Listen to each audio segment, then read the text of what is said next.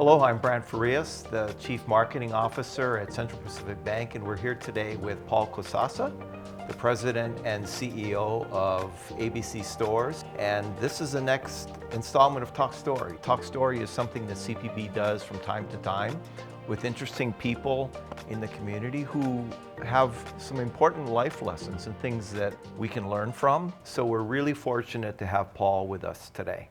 Paul, you and your family founded ABC Stores a lot of years ago. My dad started in 1949. So the company started by your grandparents as a small market in Palolo Valley, I believe. That's yeah. right, on So Fifth that's Avenue. yeah, quite a legacy. So your family's been in the retail business for a long time. Forever. Forever. And that's why you do it so well, by the way. So how did your parents and you and your family grow the company to become the success that it is today? Well, that's a interesting story. So Sydney and Minnie, my parents, they started, as you said, the thrifty drugstore. Actually, it was called Kaimaki Pharmacy in 1949 on Wailea Avenue. And as a young man, he started being fairly successful because it was a community drugstore and opened a few other drugstores around Honolulu. But but there was a lot of competition. Now, my dad was very, very progressive, and he knew that if he needed to continue to grow, maybe he had to think about a different strategy. So when he was in Miami Beach and he looked around and he said, "Wow, one day, Waikiki is going to be like Miami." Back then, Miami was a thriving visitor market. So when he and my mom came back, they looked around in Waikiki and said, "You know what? We're going to try to open a store here in Waikiki." So they opened their first store in 1964, and it was a smashing success. And they said, "You know what? We're going to get out of the drugstore business. We're going to pivot, and we're going to start opening ABC stores." ABC because he wanted to be at the beginning of the phone book. Back in those days, we had phone book. We didn't have internet. And it was easy for visitors to remember. So that's the origin of the ABC stores. Wow. What were the values that your parents taught you? What were the lessons that they taught you in terms of being a success? Yes, so for a business perspective, we had employees, and being a family business, they stressed to me that run it as if your employees are like your family members, right? Take care of them, treat them with dignity and respect, and give them some financial incentives so that they can grow their careers. On the personal side, though, which it's family business, so you're always trying to please your parents. Their lesson to me was, don't shame the name, okay? Don't shame the name. So it's like, okay, I'll try to remember those two things. Take care of your employees and don't shame the name, right? And as we got bigger and bigger, we always kept those values of taking care of our employees. Another value that Sydney taught me, was that, as you see, I wear a tie, right? Yeah. And we're one of the few businesses today that still wear a tie. All our managers wear a tie. But he told me that, as a retailer, you behave like a professional. As a professional, you wear a tie. And that way, your customers know who's in charge. And you can't hide from the customer, right? So to this day, we still wear a tie. Yeah, good for you. And how many stores do you have today? 78 stores. 78. So that's a little more than a small family business. And yet, I get the feeling that you've retained that family feeling in terms of how you manage and run the company. We try really hard to, keep that family business.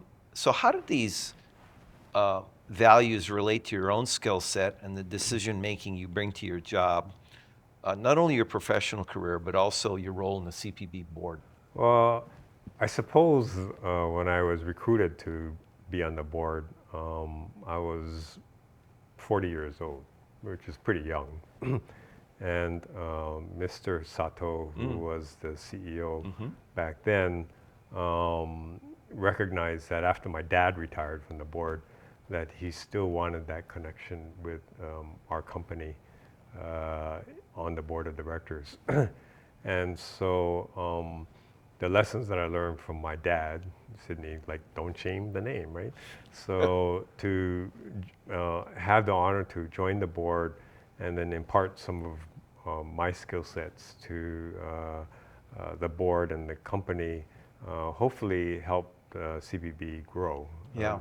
And part of it was treating your employees, our employees with respect and dignity, and respecting fellow board members, and probably one of the important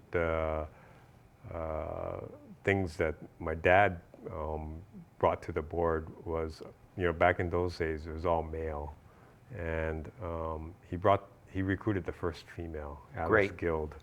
Oh yeah, what a great lady. Yeah, and and Alice would tell me stories that, if not for Sydney, she wouldn't have been on the board of directors of the bank. And I think that diversity really opened the bank to the 20th century. Yeah, yeah.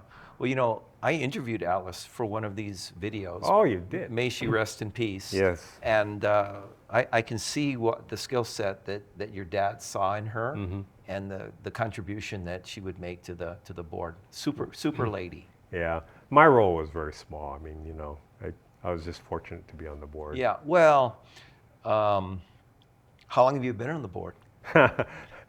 Let's see, is it 30 years? Yeah, 30 years. So you're being humble, but you're not on a board for 30 years unless you're bringing a lot of value. I'll say that.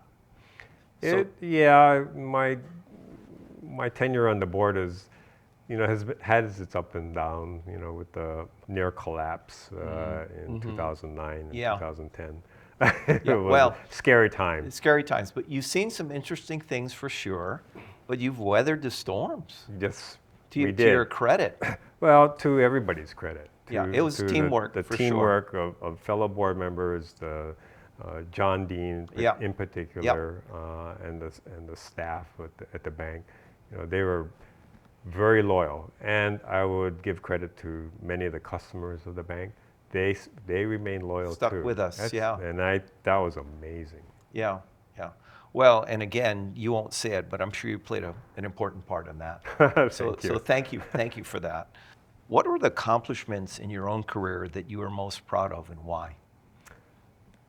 There's so many, and I would still credit other people for helping me, but I think one of the larger impacts to our community was our private foundation, the Kosasa Foundation, which again is giving back to our community through charitable contributions to many nonprofits. And thanks to my brother and sisters, we continue to provide for the Hawaiian Humane Society and schools, education, and people that need it most. Yeah. Well, I had read that there was a focus on education and young people. Right. Who do represent our greatest asset. Going back to ABC Stores, it's a legacy business, one that's important to the Hawaii economy. How do you see the company evolving and growing in the future? That's a really good question. If I had the answer to that, I'd probably have more stores. The retail landscape is changing. You have Amazon and